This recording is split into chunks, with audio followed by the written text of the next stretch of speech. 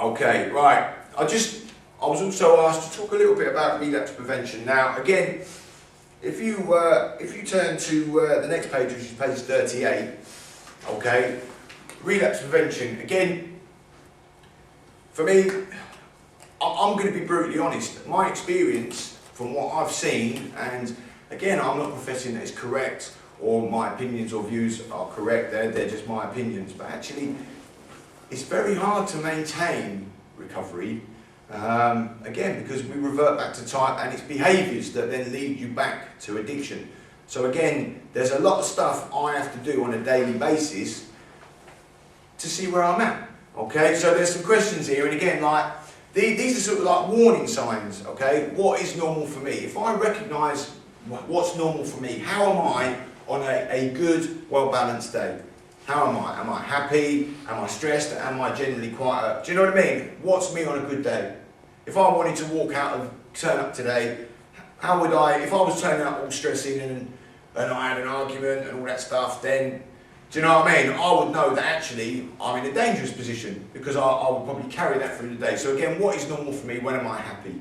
It's important to know when you are happiest and what your level playing is. Then the next question is triggers.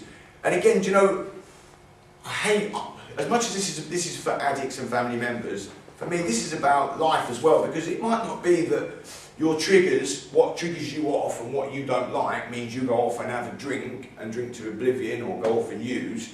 But actually triggers are things that set you off. It might be that if you're in a relationship, that when the husband comes home and he's expected his dinner on the table and he puts his feet up, you think, God, you know what, I haven't stopped all day neither. Do you know what I mean? And it's something that triggers off a feeling or a thought.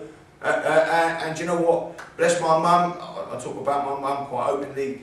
Do you know what? As much as she's changed, in many ways she hasn't.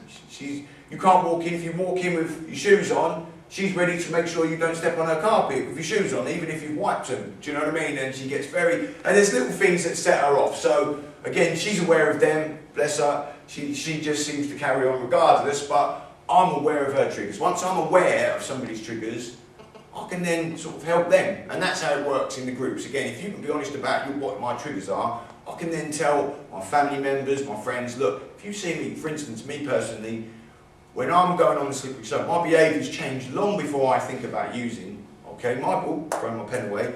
My behaviours and the way I talk changes long before I think about using. I get agitated. I'll start, thank you very much. I will actually start talking, and again, I start talking like a gangster again. I mean, I will talk, I'll be more aggressive with the words that I choose to use. Do you know what I mean? I might not be being aggressive at anyone, but I'll use more confrontational words, and you can, okay, and so, again, it's important that like you're writing the stuff that's applicable to you, okay? Early warning signs, again, that is what I was just talking about. Early warning signs are things that you recognise when you're on that road. Now, again, you'll know if you're sort of if you're feeling like you're going to have an argument or if you're going to get stressed. These are early warning signs for addicts and family members.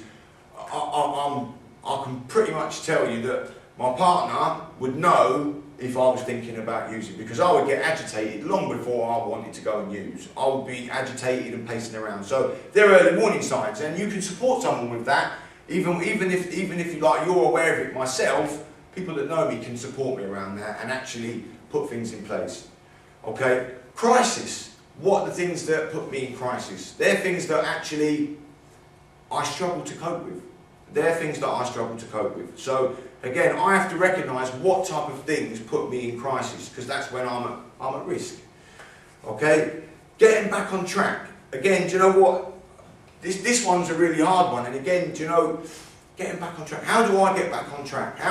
If I make a mistake, and this might be I used or I had an argument, how do I move on from that? Do I beat myself up because I've slipped and made a mistake?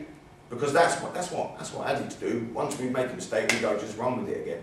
I speak only because I had one. I'll run with that. I used to run with that mistake. Now I have to think, right, that's the past. That was yesterday. Yesterday was done. Today I'm living for today, and I can't do that again today. So what can I do different that I done wrong yesterday? Okay, and review the situation and learn from the situation.